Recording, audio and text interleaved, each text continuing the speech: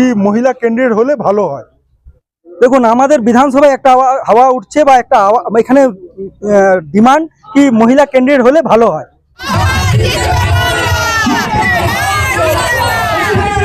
রঘুনাথপুরে তৃণমূলের বিশাল কর্মী সম্মেলন। আসন্ন বিধানসভায় মহিলা প্রার্থীর দাবি।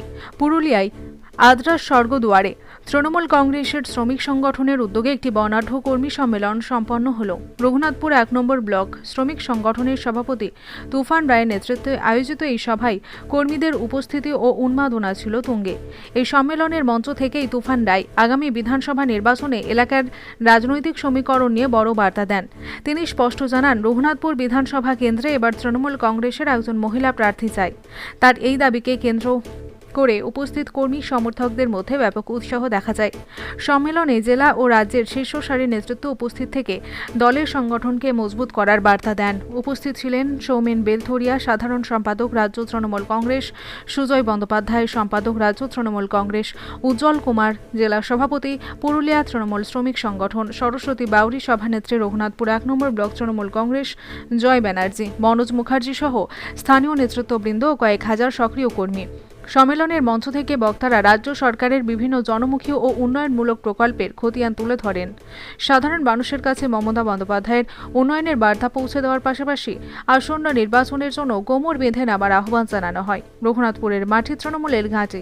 এই বার্তাকে সামনে রেখেই আজকের এই বিশাল সমাবেশ সফল হয়েছে।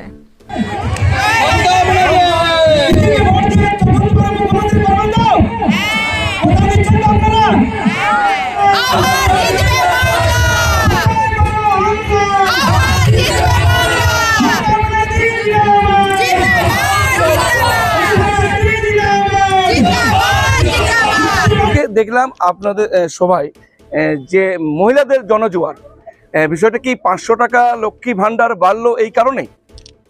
দেখুন, আমাদের মাননীয় মুখ্যমন্ত্রী, মানে আমরা গর্ববোধ করি যে আমাদের রাজ্যের মুখ্যমন্ত্রী একজন মহিলা মুখ্যমন্ত্রী, যিনি প্রতিনিয়ত মহিলাদের জন্য ভেবেছেন।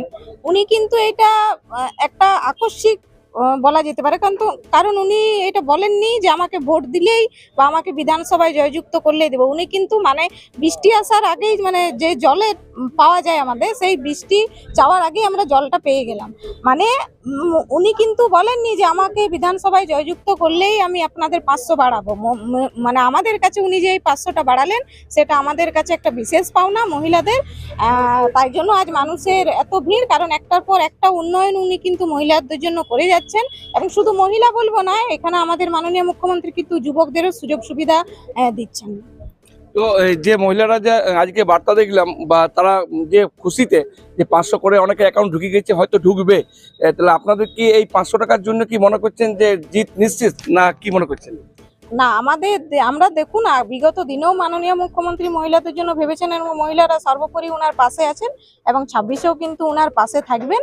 এটা মহিলারা কোমর বেঁধে নেমেছেন এবং অঙ্গীকারবদ্ধ হয়েছে যে আমাদের একমাত্র মহিলা মুখ্যমন্ত্রী যিনি আমাদের মহিলাদের কথা ভাবে, এবং আমরা জানি যে সংসার সুখী হয় রমণীর গুণে।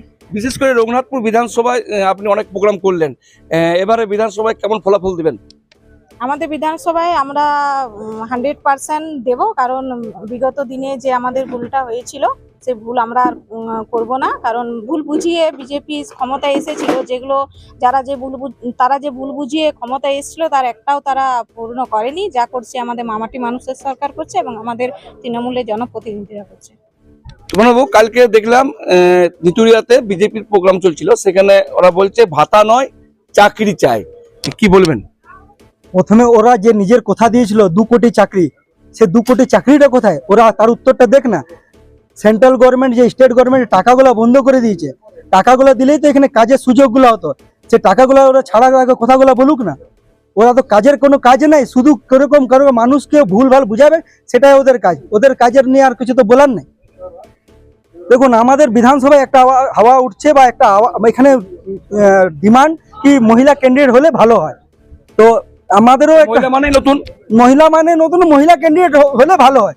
এবার দিদি তারপরে যাকেও ক্যান্ডিডেট করবে, আমরা রঘুনাথপুরের বিধানসভাতে বিপুল ভোটে জিতিয়ে দিদির হাত থেকে শক্ত করবো, 4র্থবারের জন্য মুখ্যমন্ত্রী করব। যদি আপনার অন্য ক্যান্ডিডেট হয় মহিলা বাদ দিয়েও, সেই ক্ষেত্রে ফলাফল কি হবে? আমরা আপনাকে তো আগেই বললাম কি দিদি যাকেও ক্যান্ডিডেট করবে তাকে আমরা বিপুল ভোটে জিতিয়ে দিদির হাতকে শক্ত করে চতুর্থবারের জন্য মুখ্যমন্ত্রী করব। কিন্তু বিজেপি তো বলছে যে আমরা পুরো পুরুলিয়া জেলায় শূন্য করবো, রঘুনাথপুর বিধানসভা তো ছাড়, কি বলবেন এই বিষয়ে? এটা ওদের দিবা স্বপ্ন ওদের কোনোদিনই পূর্ণ হবে না। কারণ বিজেপি যে প্রতিশ্রুতিগুলো দিয়ে ক্ষমতায় এসেছিল তার একটাও পূর্ণ করেনি। আপনারা দেখেছেন যে 21 সালে বিবেকানন্দ বাউরি বিজেপির বিধায়ক হিসেবে এখানে নির্বাচিত হয়েছিল, ওকে এলাকায় খুঁজে পাওয়া যেত না। সিকিউরিটি পরিবেষ্টিত হয়ে উনি কলকাতায় ঘুরে বেড়াতেন দামি গাড়ি নিয়ে। সাধারণ মানুষ ওনাকে নাগাল পায় না। সাধারণ মানুষের কাছে আমাদের সমস্ত জনপ্রতিনিধিরা, আমাদের নেতাকর্মীরা 24/7 সাথে থাকেন। দেখছিলাম তোমরা বললেন যে এবারে মহিলা নতুন মুখ হিসাবে মহিলা চাইছেন, আপনি এই বিষয়ে কি বলবেন? অবশ্যই মহিলা প্রার্থী আমরা সকলেই চাই। নতুন মুখ হলে তো মানুষের যে আস্থা আরো বেশি করে বাড়বে আশা করি।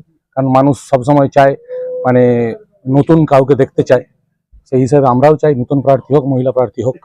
ধন্যবাদ।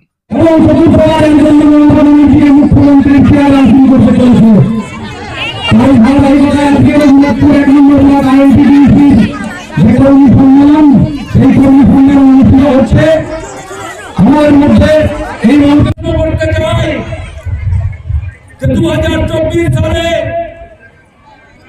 যে সমস্ত এমপিগুলো জিতেছিল বাংলা থেকে বিজেপির, এবং বিজেপির এমপিগুলো নরেন্দ্র মোদীকে ভোট দিয়ে প্রধানমন্ত্রী করেছিল, তখন কি তারা বাংলাদেশি রোহিঙ্গা ছিল না? কেন আপনি 2021-এর আগে এসআর করলেন না? কেন 2023-এর পঞ্চায়েত নির্বাচনের পরে এসআর করলেন না?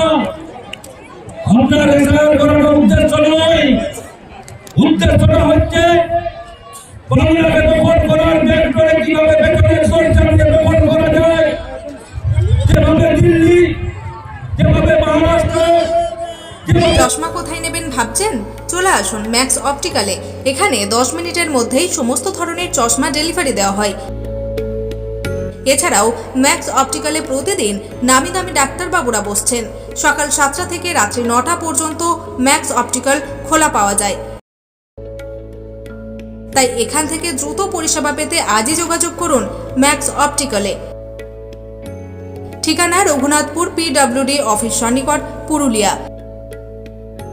যোগাযোগ নম্বর 6295488754 অথবা আমাদের আরও একটি নম্বর 7602440403।